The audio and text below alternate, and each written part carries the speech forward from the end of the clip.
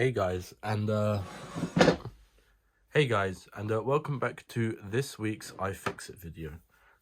Today it's going to be a bit of a short video, but it's going to be quite informative.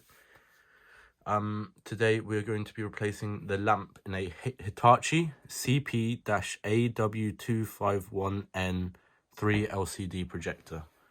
Now these projectors are mostly found in schools. They're normally mounted sort of upside down, and they're the sort of projectors that you put up against the wall and kind of shine directly up on the wall that it's against to. So it's not one that you have to put far away and have to mess with these magnification things.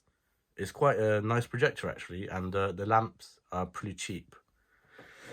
So we're going to start. There's one screw on the side here, right there. We're just going to unscrew that. Now there's a few safety issues with these lamps because they contain mercury. However, it is contained within the bulb.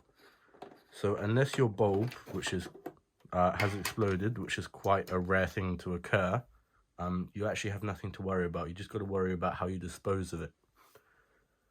So we'll take out these two screws where there's arrows pointing, which is here and here. Just get those removed. They don't actually come out. They're held in with clips. Your new projector lamp will come with this whole plastic shroud and these two screws pre-applied. So we'll lift up this metal clip and we'll simply just pull up. There we go.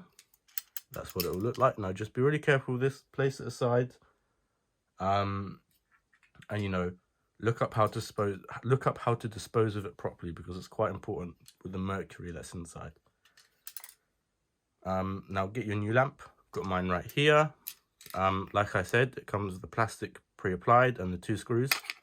These don't come out because of these clips. We'll put it in. Just be gentle here. Push it down till it sort of clicks in. Put this metal clip back. It will clip down there. Tighten these two screws. Take this plastic cover, put it back in, and tighten this screw. The next thing you're going to want to do is, when you turn the projector on, go into your settings, make sure you reset the lamp hours. Take this filter off here, this is already removed, clear out the filter, reset the filter hours, and you will be ready to go. Thank you so much for watching. I hope this helps, and take care.